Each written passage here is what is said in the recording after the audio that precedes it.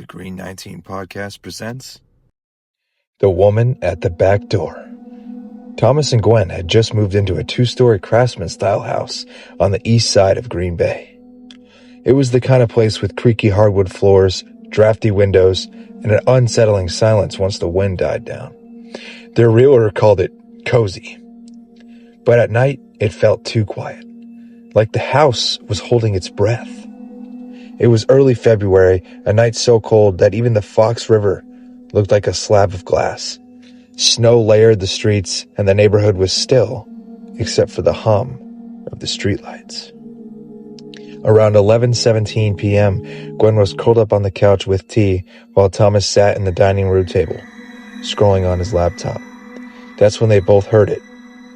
A single, slow knock from the back of the house. They froze. Nobody ever used the back door.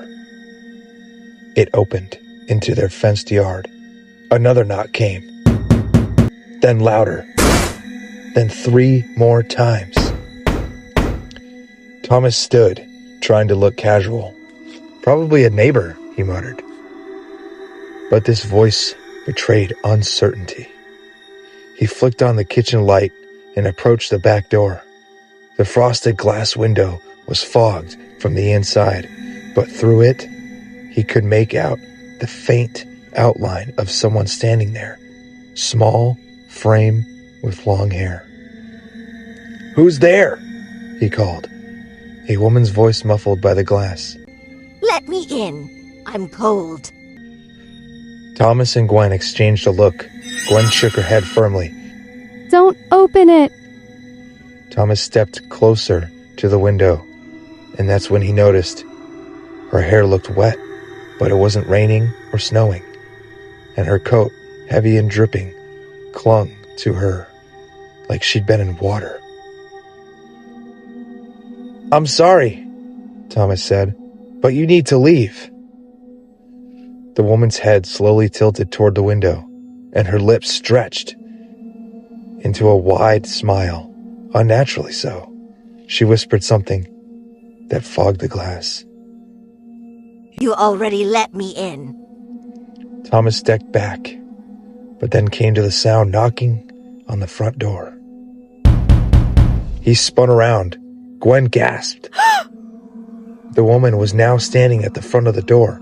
No footsteps, no sound of movement, just there. Her dripping coat was leaving wet stains on their doormat. The knocking grew frantic. Then it started on the side door, and then impossibly from the upstairs windows.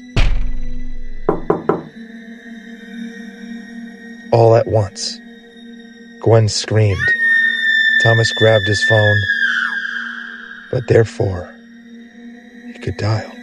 The power went out. The only light was from the snow outside.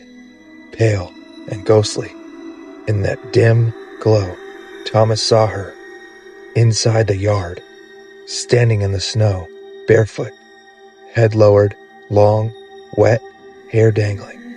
By the time the police arrived, she was gone. No footsteps in the snow, no wet marks inside, just one thing left behind, a faint handprint high up on their bedroom window, as if something had been watching them from the second floor. Weeks later, an older neighbor finally told them the story. In 1998, a woman had been drowned in the Fox River after leaving her home in this very neighborhood.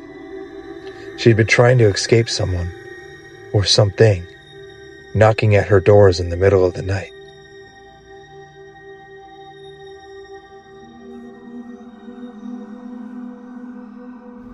This has been the Green 19 podcast. I hope you enjoyed my second story. Please like and subscribe for more, and there will be more. Give me story ideas. Whatever you want to hear, I'll put it out. You guys have a great, great day or night, whenever time you're watching. Peace.